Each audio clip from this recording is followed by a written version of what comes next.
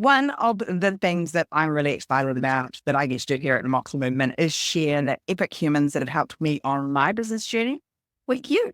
And Jacqui is definitely one of those people. I'm going to let you tell everyone who you are, what you do, how you doing, because you'll do a much better job than me, I suspect. Thank you so much for having me. I'm really excited to be here. I remember when I first started working because who is this lady? Like her brain she looks pretty boring and corporate. She was not that. We dug that out of you. I'm a graphic designer, but I'm a little bit different. I started my journey as a graphic designer and then I transitioned things, just my daughter was born, into teaching business owners how to do their own brand because I was like, you know what? You're using Canva anyway and it sucks. And I want to make it not suck because design is too important for your business for it to not look incredible, to not look professional. And so I started teaching business owners through courses and different programs and coaching to help them really learn how to use design for themselves. Now, my business kind of looks at those courses and those programs, as well as I've got a bit of a team helping me do done for you design stuff as well. That's been like a 10-year journey that I'm sure we'll speak more about. So and when I said to Jacqui before we got on, talk about the things that I had so wrong, which is why I was showing up corporate. Who is this lady, this corporate boring lady? I have zero background in corporate. But that was how I was showing up online.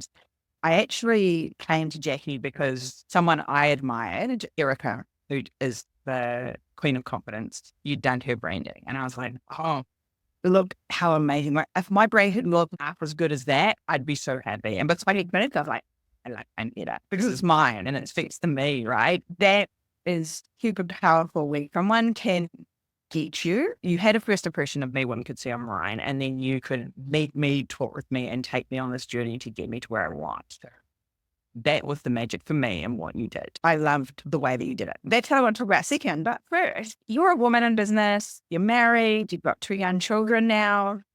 I'm going to talk a little bit about the before and after. So we started, how you started, what it looked like, and what it looks like now. Because one of the other things I admire about you is that you built your business in a way that aligns with the life that you want to live, which is what we're all about here at Moxie. And I want you to share that journey so that we can look at what are the pivot points, what are the key moments we went, these are the things I had to change. So let's start where did it start? You came out of corporate design work, or where did you come from?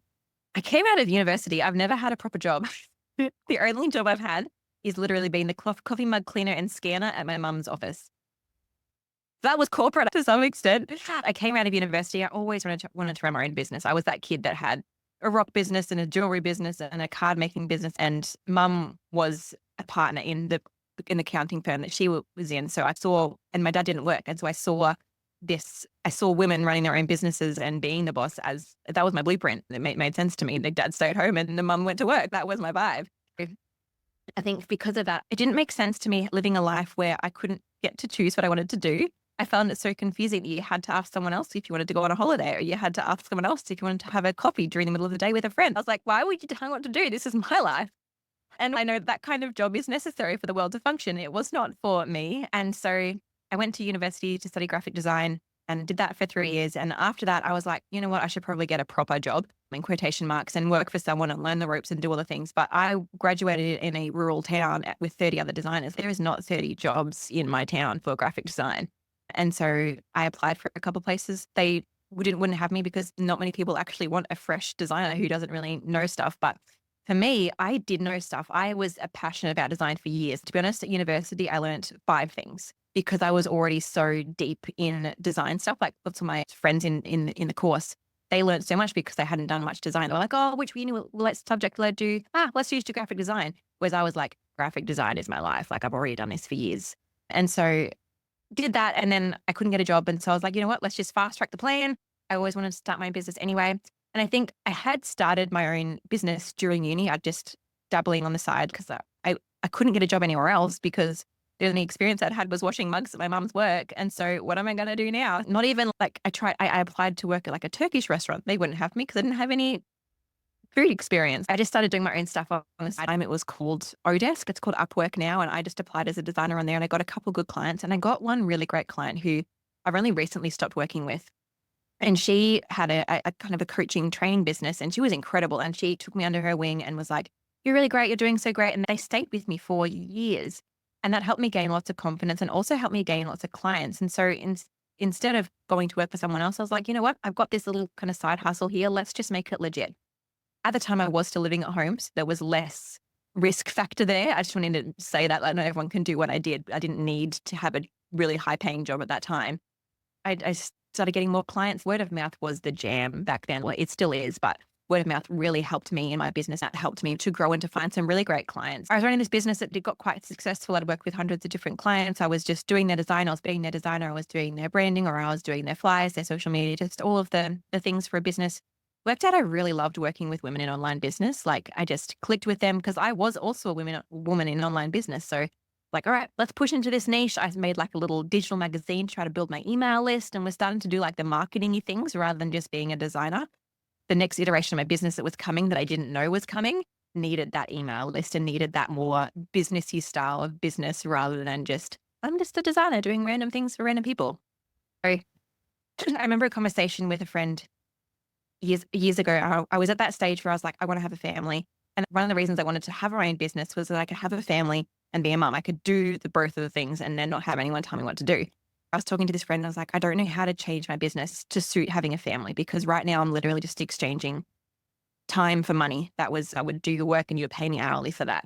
And so she was like, have you thought about doing a course? And I was like, of course I've thought about doing a course. Everyone's thought about doing a course. And I was like, I have no clue what it would be. And she's, what about teaching business owners design? And I was like, heck no. Like, business owners don't know how to do that. And I don't know how to teach it. I'm not that good. And the biggest fear for me at the time was actually other designers thinking I was like ruining the profession because I was teaching other business owners how to do stuff themselves. So I let it percolate. I let it sit with me. And I was like, you know what? If I can get over the designer thing, I can actually do this. Like, I love business. I love Canva. I'd already dabbled in that. And I saw things that I knew business owners could fix. And I was like, you know what? This is actually could be really fun. This sounds really exciting that I get to do this. So I launched an online course. It was called DIY Design My Biz. It still is. I've had now 350 students go through that program. I launched that with that idea that I could have this course that I could hopefully switch on to Evergreen once I had kids and a family that could support me then. That was the plan. It didn't work exactly as I wanted to because online courses don't just run by themselves and don't just sell by themselves. And so I shared it. The first launch went so well. I had a coach I was working with at the time and she's do this, do that. And so I did all the things and I got a really great launch. And then the next launch I did was not great because I'd exhausted all my audience. Everyone that I already had that I'd worked 7 years for at that point or 6 years for at that point to get in my world, they'd either bought the course or decided it wasn't for them. So then I had to learn how to build my email list, how to do Facebook ads, how to do all the things. I launched a podcast just before my daughter was born, mainly so that I could schedule content really easily. I recorded all these podcasts so I could have a maternity leave. Because as a business owner, maternity leave is a little bit trickier. So like you can work whenever you want, but you also don't get someone paying your own maternity leave. We scheduled that out, and my course I tried to launch a few times Evergreen and it was working okay. So I was getting a random sale or two for that. But I went into that first maternity leave with my daughter about 4 years ago, almost exactly 4 years ago now, with a bit of a business base of, okay, cool, this is working, getting closer to what I want it to be, but I still had a long way to go. That's the before. I just feel like I've been talking for a long time. I think what's really interesting is the early journey is what we talk about as being self-employed, and you carry on that way, which is what so many women do. You end up with a really expensive job because, like you say, no one's paying your maternity leave, and we could add into that, no one's paying your holiday pay, your sick pay, and Superannuation. Yeah, with that stuff. And in order for you to have a great good time with this beautiful family not present, you'd have to level up out of that self-employed gate and start thinking about, where are my capacity issues where I'm blocking all the holes with my body and my time? And how can I leverage technology? How can I leverage smarter ways of doing my work to get to where I want to be? And it changes as you go along on that journey. So the first one is I want to have a baby, and so I need space and time for maternity leave. And then at some point it's going to be like, oh, now they maybe, depending on if you do mainstream schooling, now they go to school and now school holidays are a problem. There's a chapter that comes with it.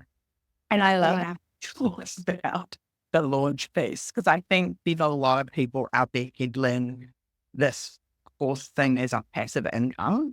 And I'm like, passive means you do nothing. And I have yet to see any business model where you can be completely passive in it. And courses are definitely one of them. And that whole, you can do it once if you've got a really nice audience, which sounds like you did a good job of that. You're going to have those people in it and it'll be like, oh, there's 15% of these people that are like buy now and another 30%-ish will buy in the next 18 months and then credit. And that's exactly where you got to.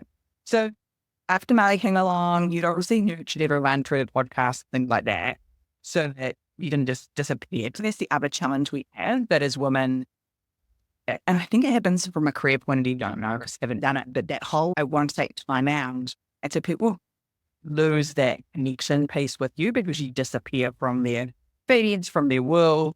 I think you did a great job of staying, maybe not top of mind, but staying connected with your audience. So what happened after you got from having Marley and you're like, okay, what's next? Yeah, I'm having a bit of trouble remembering now because it was 4 years ago. But I guess I love my work. And so it wasn't hard to step back in. It was harder, honestly, to stop.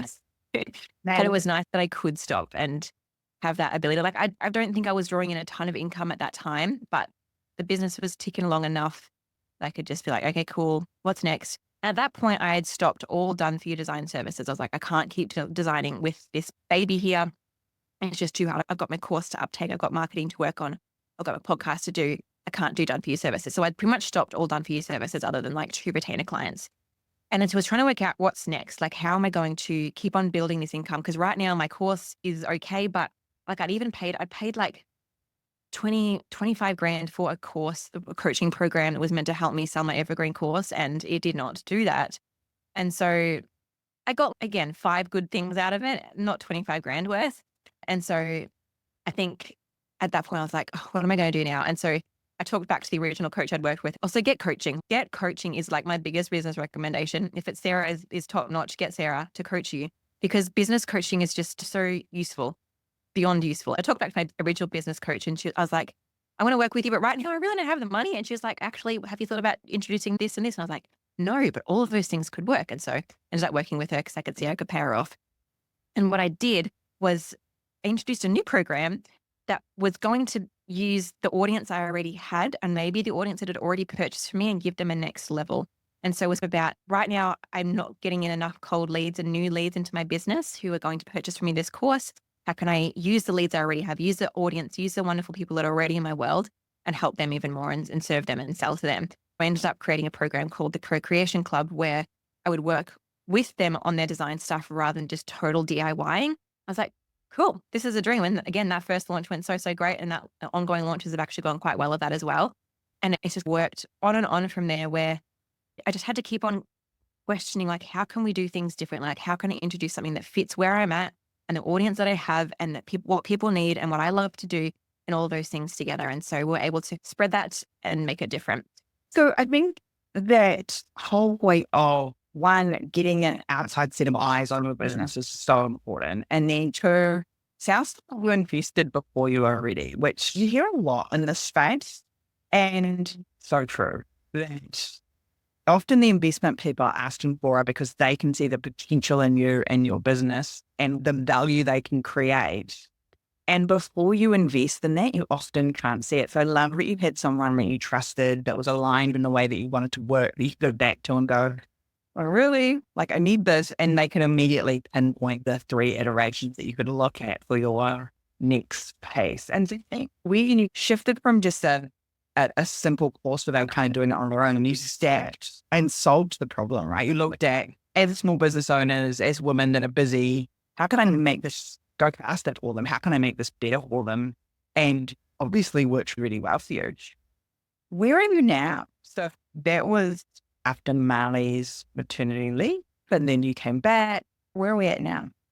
Yeah. And I guess I just kept on relaunching those new things and it was going really great. And I was loving the work and I ended up introducing some more one-on-one, like done with you kind of work, which is how I worked with you in the end. We designed your graphics together, which I absolutely loved, but ended up stopping that way of working because it just took so much time. It was another just giving lots of time, which I had the most at that time because my daughter was by that point 3 and she was happy to hang out and play by herself a little bit. And she was happy to get looked after by other people. So I ended up, just as a picture of what my life looked like, I had my parents looking after her 1 day a week. And otherwise I'd just work in when she was playing happily or in the evenings when she'd gone to bed. my main work time is still in the evenings, and I was just taking care of my son who I now have. And I was like, really, I think I might have to switch back to just only working in the evenings while he's getting in his clingy phase, because that's just how it goes sometimes. And so what I did after that, I had my course, I had my coaching program. I tried a few different fun programs in that time because my kids are 3.5 years apart. And so it was time to build my business back up a little bit at that point. And what I found was I ended up having a girl that I knew years ago was interested in doing a graphic design business. And she's like, I'm having trouble getting clients. And I was like, you know what? I know that I have people in my list that would be happy to have some design work done. I'll just put it out there and you can do some work with me. And she's okay. So I did that. And next minute, I accidentally launched a design studio that I never intended on doing. I also got a VA, which was really useful. I started outsourcing. I started getting some help on my business. So it wasn't just me anymore. So my VA was helping with my podcast and my different bits and pieces that I was doing. And then I had this designer start working with me, and then she got too busy. And so I was like, all right, I apparently need to hire another designer now. And so I hired another designer. And then now I've got 4 or 5 designers working at different levels. Like some only work a few hours a week, some work really full time. And so it just depends on their lifestyle because they're all contracting to me. Things just evolved and got bigger and bigger, kind of intentionally, but also not. Like because I hadn't worked for done for you services for so long, I had actually quite a lot of interest in it. And the other parts of my business that I was promoting, like my course and my coaching programs, they were inadvertently promoting me as a designer. Actually, I've got this really great design team that I'm helping. So do you want to work with them instead? And they're like, yeah, sure. I'm like, okay, cool. So then my business, I felt like it was getting to this full spectrum of design needs, because it wasn't just DIYing anymore. It wasn't just done for you, and it was also the done with you. So I had all these elements that I feel like hit business owners at any stage that we're in. And it was really exciting. We were actually trying to get pregnant with my son for quite a long time. And when I found out I was pregnant about a month before I officially launched the design studio, because we'd having it in the background and I hadn't publicly promoted it and was still so busy. And I was like, all right, let's properly launch this. And then like at the launch party for the studio, I was like feeling so sick because I was like in that first trimester and so tired. And thankfully one of my designers drove me down to the city we were having the party in, because I was like, I'm not staying up beyond 7 p.m. at this point.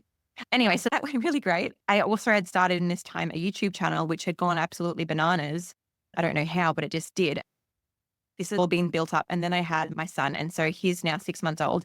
And I had about 2 months fully off the business. And in that time, I was forced to hand my studio reins over to my lead designer, which I never would have done if I didn't have this baby. I would have just been like, no, I'll just keep holding it really tight and do all the things and work too hard.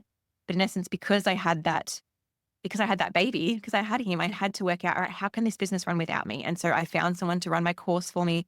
I had my studio run by someone else. I scheduled out 20 different podcasts and YouTube tutorials over that time. And everything just ran without me while I was on this maternity leave. And that time the business was bringing in money because I had help. I didn't finally invest in someone to help me run the business and to do all the things. And so between all of that, it just kept on growing and growing. And now I'm back. I'm just trying to find my feet again of working out, when can I work? When is my son going to allow me to work? I've got my cousin's daughter over at the moment help me look after my son while my daughter's at my parents' house. And my daughter's started 3-year-old kinder. So like she's away 2 mornings of the week now. So that introduces more time. And next year she'll be away 3 days of the week. And there's just different parts of me working out, what does each season of my business look like? And how can I make the business work for each season? And I guess cut myself some slack of, it's okay if it doesn't look, I'm not working full time and I don't want to work full time. And I probably never want to work full time, but I do love my work. So then finding in the pockets that do work and not getting annoyed at my kids for getting in the way, because they're the reason I want to start my business in the first place, and all of those different mind games that you play with yourself as you navigate this business mum journey. Absolutely. And I think, and we talk about this all the time in a Moxie world, is this whole business for the season that you're currently in, because it will change. And that came out of me not recognizing that. And from Scarlett, like I remember 2 days after her being born, sitting there processing the payroll, like in the hospital still, and going, this is not the business I should have built for this season of my life. And I wanted too much control, and control and freedom at the same times. Being much more deliberate about it now, Scarlett gets older, she needs less of me in terms of less reliant than a baby was. And we can build a slightly different life that aligns with what she needs from us and what we want from where we're at now, our world. So I love thinking about that in terms of seasons. And I think the more deliberate you get about it, the more you can build towards it. Because, 10 years from now, Marley will be the same age as Scarlett. And it goes fine like that. And the relationship that you want with Marley is being built now. And so being really deliberate about how I want that to look, how do I want those things to look alongside my business. I think we're coming to a realization now that as women who play other roles in terms of the nurturing parent and the significant partner and those sorts of things, that we have to do things differently. It's not just about chasing a big revenue number and chasing a big revenue number at the cost of everything else. We have to fit the piece of the puzzle and around it. So I love how you been on that journey for a decade and evolved. It was different pre-children. You don't really understand the difference. Very different. I can't even remember life back then, to be honest with you. It just feels so wild that what you could work at any time of the day and do as much work as you wanted to, and really nothing else suffered. Yeah. Apart from maybe your health. Yeah. And it's so interesting that we were talking about this as an event I was at back in August. And it was like, you don't get to talk about managing time and how to do that until you've had children. Like, you just don't understand the need to fit pieces together, to juggle pieces until you are a parent. It's just a totally different dynamic. Appropriately, we've just finished talking about motherhood, and one of the children, the mother, has appeared. So we're going to roll with it because that's how we do business around here. I came across you because I had some pretty terrible brand experiences. It's been lots of money. I've been in business nearly 20 years. And so, of course, when I started, the only way to do brand is within a brand design studio. And then you had to go to someone else to get them to do the brochure and someone else to do the website. Like, it was just such an expensive process. And so I've been really resistant in this coaching business that I was running to go and do that process because like, it's going to be expensive. I'm not going to love it. I'm going to share it because I seek all that money, but it's not really me. Then I met Erica, who had worked with you. Her brand was just so Erica, just spoke to who she was and the impact that she wanted to make and who she wanted to work with. And I was like, oh, maybe I could do a brand with this person. Let's go and see how it works. I believe very strongly brand doesn't make you money. There's no way that changing the colors and the font from the logo, all my business is going to make a difference to how much money I make. And that was the frame I came in. I just knew I needed to look more professional. My business was leveling up. I'd got very clear on who I was serving and how I was serving them. And I had all the back end stuff, but the front end didn't match it. And that's where we went. And so it was really interesting that you said before about the whole, when I met this woman, she's like a bit corporate. And I was like, so funny because I just wasn't any of those things. When you applied, I was like, oh yeah, cool. I guess I can work with this lady. She's probably more corporate than what I usually work with, but she'll be all right. Then we started actually working together. I was asking you all the actual questions and I was like, oh no, she's my jam. She's my cup of tea. It's so funny. And that's how wrong my brand was for me. Yeah. Now you were like, oh, maybe this isn't my person. This was someone I was applying to work with. Like, I was applying to give you money. All the people out there that were looking at me and going, should I work with this coach? Were doing that too. And going, oh no, she's not really my fit. Yeah, I remember I would have 100% worked with you as my coach, but I would never have worked with you as my coach if I had have seen your original brand. Yeah, that's really interesting. Because for me, I've only ever hired coaches based on word of mouth recommendation.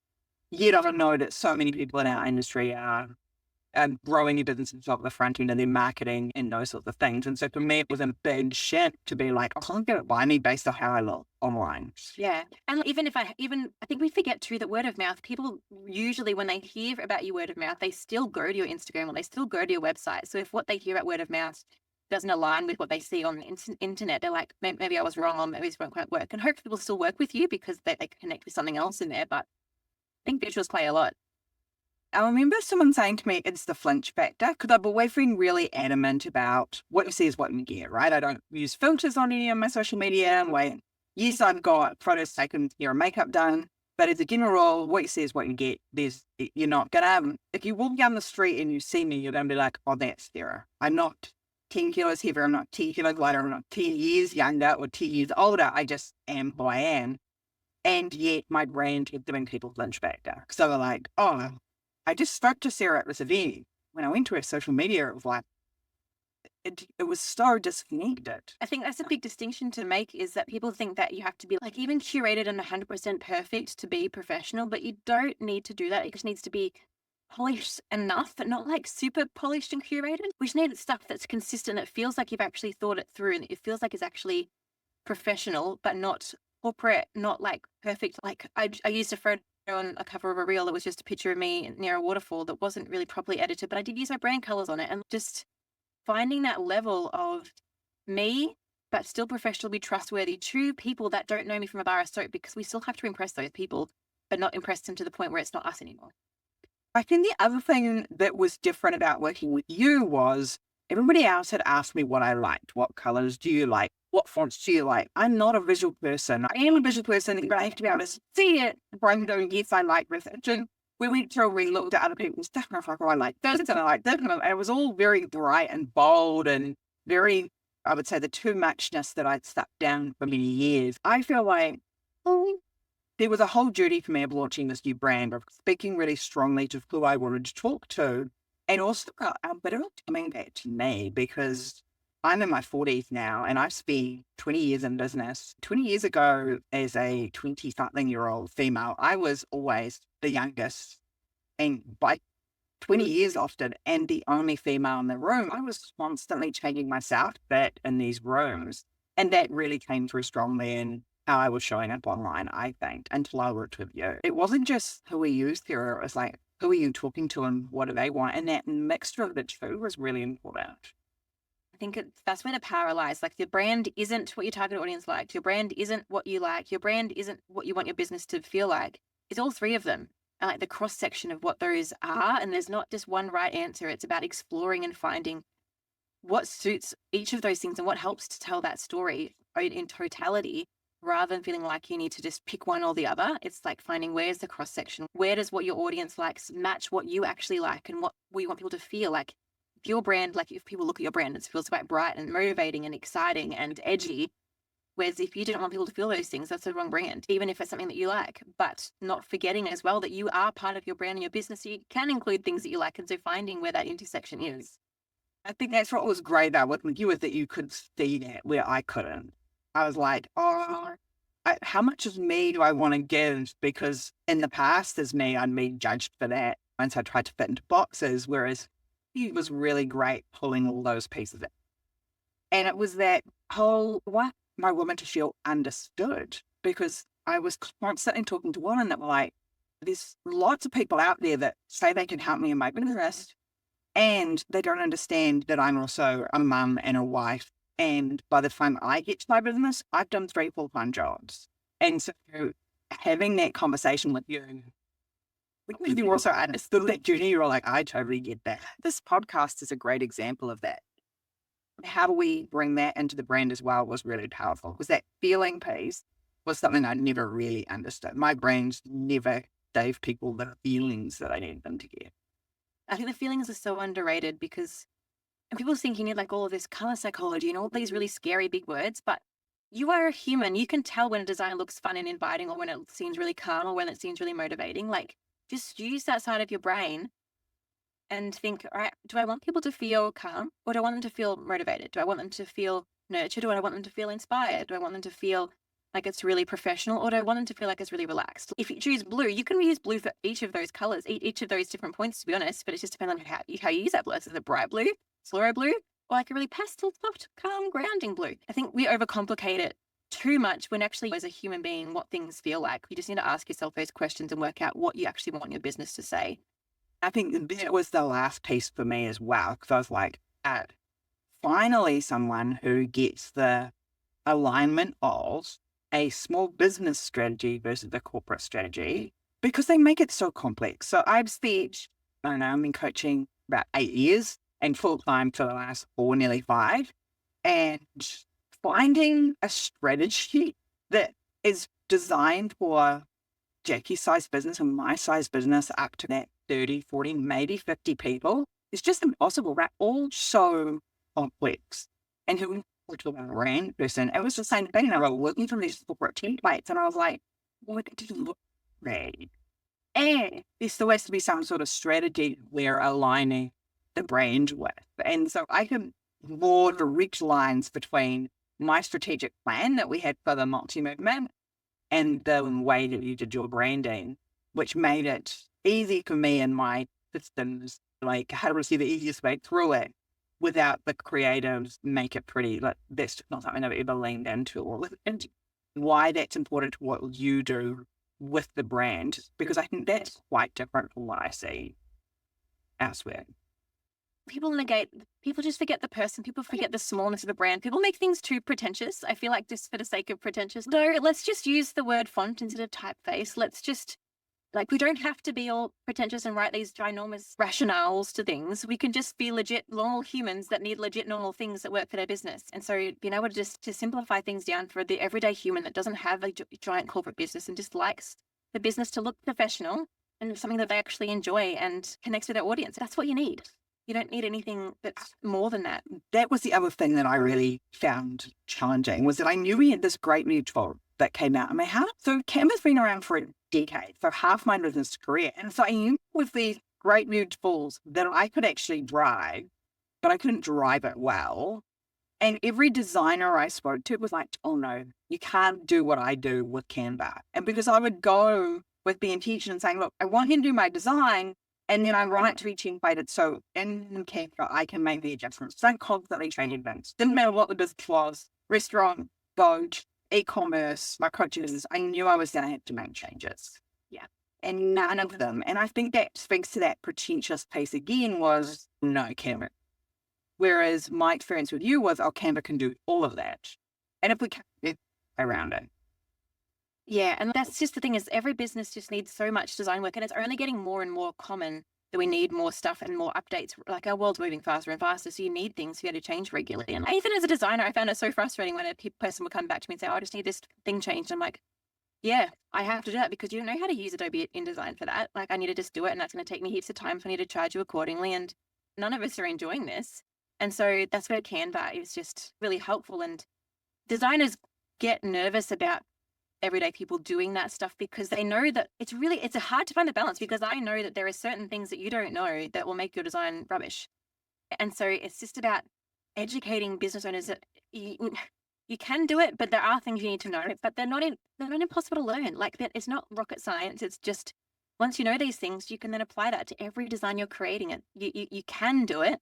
You just didn't know the how. It needs to be gate kept, but there are things that will make your designs a bit ridiculous amount better if just a couple of these like design principles, for example. And I think that's it goes into that whole conversation about AI. People like, oh, you'll lose your job to AI if you're a. Interestingly, it's the opposite of what I thought that AI was going to come in and do. It's been a lot more of the creative pieces first than what I'm like, there's a whole lot of boring stuff I'd rather you did, but okay, do the creative bit. People going, oh, AI will take your job. I feel like that was the energy around it with Campbell, was like, this technology is going to take your job. Instead of, you're the complete opposite of that. We went, the technology will be my job, will be my business. Yeah, that's so true. Like there's always, like designers can say Canva's going to take my job, but in essence, there's more online businesses and businesses in general starting all the time, and they all need help with doing this. So equip people to do it or make the Canva templates for them. Everything evolves. Like design looks so different than it did 30 years ago, and that's okay. It's going to always evolve. Every career, everything evolves. And so you're going to jump on that bandwagon or not. And as a business owner, you're going to learn how to use Canva or not, or you're going to keep having to pay so much money for a designer to do all those little tweaks for you because you need them so much more regularly, because that's just how the world is now. This is where I'm like, there are parts of your business where your job isn't to necessarily do it. Your job is to understand the questions you need to ask and pick the right people. So you need to have enough understanding so you can ask great questions. And then you also need to be really good at figuring out who can help me do this well, who will help me learn and understand when I need them to do it. So for me, that's been Jacqui. I want to finish up because I am mindful of the juggle right now. And I want to know two things. The first one is, what one thing would you go back and tell 10 years ago, Jacqui, in your business that would have helped the journey be more full of more ease and more flow? And then my second thing is, what three things do you wish small business owners knew about branding and design and Canva? So the first question, start building your email list sooner. if I had a bigger email list sooner, I would have had a lot more people to be able to sell that program to when I finally launched it. And I did have an email list growing that I'd done through a digital magazine, which was good. But if I hadn't have had that when I did, I think it would have been almost impossible to launch my course as successfully as I launched it. And so start growing email list now, even if you don't have a ton to promote to them. Like, it's okay to just give them a little lead magnet and start promoting that list. And I think remembering that and doing that sooner would have been really useful and honed those skills of mine sooner, because I feel like every business could be a successful business if you could market it correctly and if you probably had the right systems in place. And it's just marketing, I just found, was such a big thing. And so I could have got into that sooner, I think, and would have been even more successful sooner. Overall, I'm really proud of myself. I think I'm really happy with the business that has made it. And I think like the biggest thing I just have to constantly remind myself of that I haven't yet learned is just, it's okay. The season you're in is okay. You don't have to rush through it. You don't want to rush through it, but there's times when you feel like you need to rush through it. And it's Jacqui, that's not what you wanted. You started this business so you could be flexible, so you could have your family. Lean into that rather than feeling frustrated by it. And that's something I'm still learning. So YOLO. That comparison journey piece, like looking over the fence and being like, oh, there's 1,000 things you could be doing. And if it doesn't fit with the season that you're in life, then just put it aside. It's no forever. It's just no for right now. And I always say to my ladies, I'm always like, opportunity does not just once, ever. That's such a great phrase. And opportunity is meant for you. It will come again and again in different forms until it's the right time for you. So don't ever be pressured by opportunities that you can jump right away. And yeah, I think whole owning your database, like your leads, it gets lost in this social media world. Because like, oh, I've got Instagram, I've got Facebook, I can let you know that I lost everything. During COVID, actually, where everything got shut down, we had to start again. And I was like, man, if I hadn't had it even in my database, it was small back then, I would have been really struggling. So I think that's what I'm building your community on your real estate, whether that be an email database, your website, where you own it, not on some mass platform. What are the 3 things you wish small business owners knew? I have a good example of this. There's a whole lot of stuff I had wrong. What would be the 3 top things you see us getting wrong as women in business that you would like us to know about any of those things that you speak to? Branding, Canva. Have that foundation that we're talking about, thinking through what you want your business to say at a glance and actually creating the brand that connects with that. So choosing fonts, choosing a color, creating a logo, choosing more than those things, elements in like a whole brand vibe.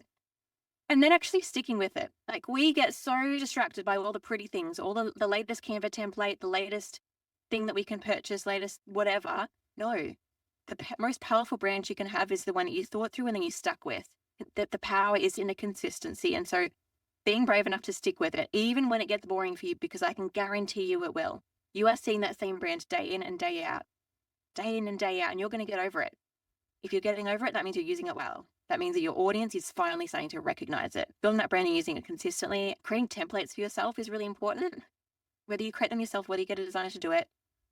And then lastly, it's just this idea of learn those design principles, because you can butcher any template you get given, any brand you get given, if you don't know design principles, if you don't know how to organize text in a way that communicates, if you don't know how to leave margin and space on your design so it actually feels open and not cluttered and stressful and amateur, if you don't know how to put colors together in a way that actually looks professional, and that's the harder one to teach, but it's so worthwhile when you actually understand those things. It'll make a huge difference to how professionally a business is perceived and how easy it is for you to make the graphics, because you'll be looking at your graphics thinking, why the heck is this not working? And you won't be able to pinpoint why. But if you know those design principles, it will really help. I've actually done some YouTube tutorials at the moment where I get a bad design that one of my students has worked on with their permission, and I fix it on a YouTube tutorial so that people can see, like, I changed this and look, instantly the design looks 50 times better. And so just having those skills to just fix things a little bit yourself will just make such a huge difference and make you feel more proud of your business and help you to show up more authentically, show up easier, show up faster, and show up to your audience in a way that they actually really respect and trust because it looks professional. This is where you and I are so aligned. It was like, it's for small things. Good business is boring, like, be consistent with it. And if you haven't thought about where your business is going and what does the destination look like. We can't build the brand together. Thank you so much for your time. I'm going to include Jacqui's links in the show notes for you, because I say it all the time, there's not a lot of people I recommend, but Jacqui is one of them. I had an incredible experience, even with my hot sweats in the middle of the night in Hawaii, very, oh my God, it's all wrong. Jacqui managed to talk me off a cliff, and I am delighted. I get comments every day in my social media DMs saying this branding is fire and the colors and oh my goodness, and this is my vibe, and which I never got before working with Jacqui, just never. So it's really helpful for me to be able to show up as a complete expression of myself and a complete expression of a mission that I want to complete with my business because of the work that you did. So I'm grateful that I stumbled across you and that I in my world, not just with me now, for all the women that I support as well. So thank you for coming and sharing with us. It's been such a pleasure. And yeah, the way that you and your team have just gone out and used those designs and you've stayed consistent and you align with that branding. So it's just so easy for you to show up. And I just think you've done such a great job. And it was just such an honor to create those things and to, because I think what was so easy about you is that you had that passion, you had that direction, you knew what you wanted for your business, you knew who you wanted to work with, and that helped that strategy to really go amazing. So yeah, thank you. It was such a pleasure to be here. My awesome. Thank you for sharing with us. And I'm going to let you get back to the mum life now with your little man.